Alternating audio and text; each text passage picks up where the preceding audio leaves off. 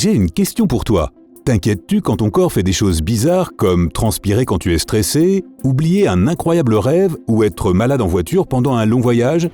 C'est déconcertant, n'est-ce pas? Montons dans notre sous-marin des découvertes et découvrons pourquoi ces choses bizarres arrivent dans notre corps. Numéro 1. Pourquoi nous mordons-nous la lèvre? Te mords-tu souvent les lèvres? Une raison est psychologique. Cette mauvaise habitude apparaît à cause du stress et de l'anxiété. Notre cerveau donne un ordre à notre corps de mordre nos lèvres afin que nous pensions moins aux problèmes et que nous nous calmions. Il existe également une raison moins psychologique. Cela pourrait tout simplement être parce que tes lèvres sont gercées à cause du froid. Ton cerveau te dit de mordre tes lèvres afin de les rafraîchir. Mais au final, tu obtiens l'effet contraire, des lèvres gercées et douloureuses. Tu ferais mieux d'utiliser du baume à lèvres. Numéro 2. Pourquoi oublions-nous nos rêves? Cela arrive quand tu fais un rêve tellement cool que tu pourrais immédiatement écrire un scénario digne d'Hollywood avec. Mais dès que tu te réveilles, tu oublies 90% de tes rêves. Le cerveau t'empêche de te rappeler de tes rêves pour ton propre bien. Nous nous rappelons du passé de manière structurelle, logique et dans un certain ordre. Les rêves sont chaotiques, remplis de symboles abstraits et d'images étranges. Alors le cerveau pense « Cet homme a déjà suffisamment de problèmes dans la vraie vie. Il n'a pas besoin d'occuper ses pensées avec ce rêve. » Au final, nous nous réveillons souvent avec des pensées sur la journée qui débute, alors le rêve est immédiatement chassé de tes souvenirs. Numéro 3. Pourquoi nous réveillons-nous avant que le réveil ne sonne? Oui, cerveau, pourquoi raccourcis-tu mon sommeil?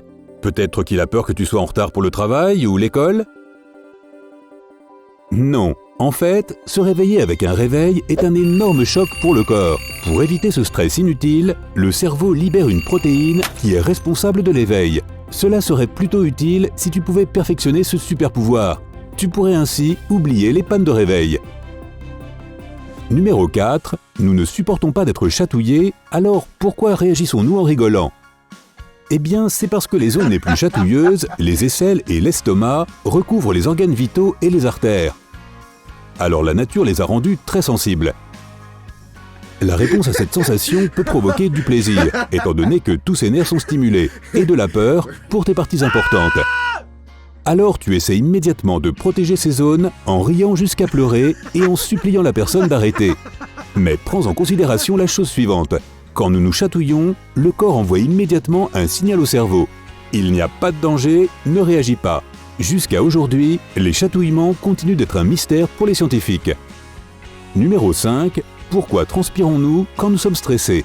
Nous obtenons des auréoles de transpiration aux moments les plus inopportuns. Pendant un discours, lors d'un rendez-vous, à un entretien d'embauche. Je sais, c'est embarrassant, mais ton corps essaie de te protéger. Il libère la transpiration en réponse au danger ou au stress. Si tu étais un de nos ancêtres qui essaie de se battre avec un ennemi, alors ta peau mouillée serait glissante. Les paumes transpirantes sont également plus adhérentes aux branches des arbres. La prochaine fois que tu fais une présentation, rappelle-toi de la chose suivante. Tu seras capable d'échapper à l'emprise de ton ennemi et de monter dans un arbre. Oui, c'est utile. Numéro 6. De quelle manière le climat te donne des maux de tête? Quand le temps change, la pression atmosphérique change. Tes vaisseaux sanguins et tes nerfs ressentent cette différence de pression et réagissent. Ils s'agrandissent, rétrécissent ou sont parcourus de spasmes. Dans une situation idéale, ces vaisseaux sont élastiques et se rétablissent rapidement quand le temps change radicalement. Mais pour certaines personnes, les vaisseaux et les nerfs ne peuvent pas suivre la cadence.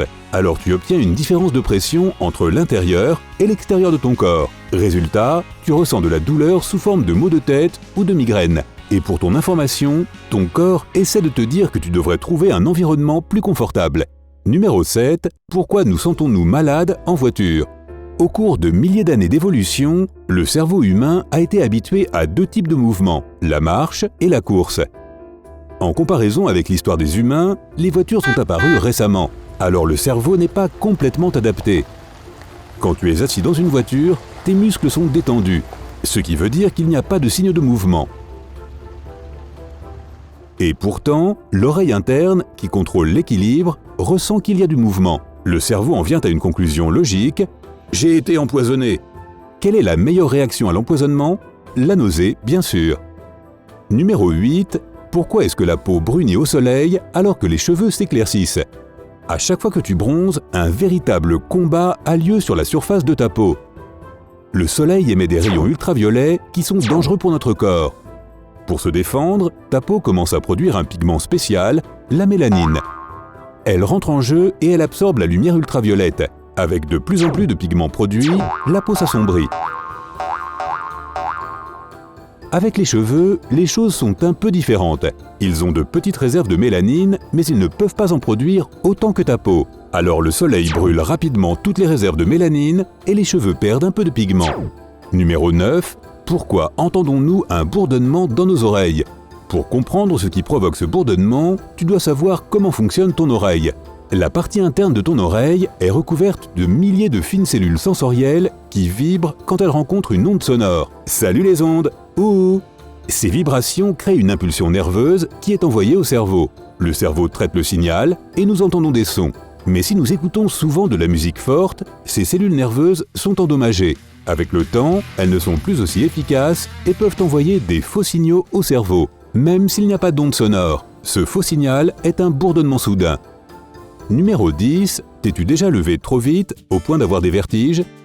Quand tu passes rapidement d'une position allongée à la position debout, le sang de ton corps descend dans tes pieds et tes jambes. Merci la gravité. Heureusement, ton corps se remet rapidement et la circulation sanguine retourne au cerveau en calmant la sensation de vertige.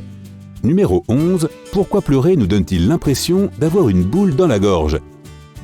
Encore une fois, l'évolution nous donne la réponse.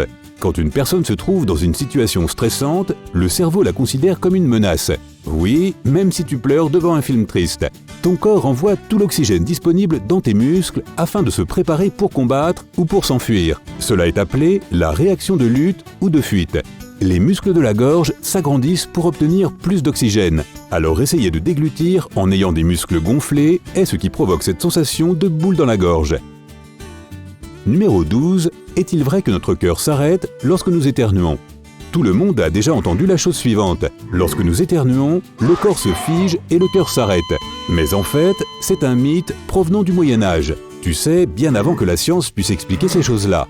Les gens pensaient que pendant un éternuement, le corps libérait trop d'air et cela pouvait définitivement arrêter le cœur. À cette époque, les gens ne savaient pas qu'éternuer était la manière du corps de se débarrasser des choses qui le démangent dans le nez. Numéro 13. Pourquoi sommes-nous si paresseux après un gros repas? Ce point nous ramène au temps des cavernes. Notre corps a besoin de quelques bases de survie, dont la nourriture et l'eau. Tu es plus actif quand tu as faim. Ton cerveau d'homme des cavernes te dit qu'il faut chercher de la nourriture.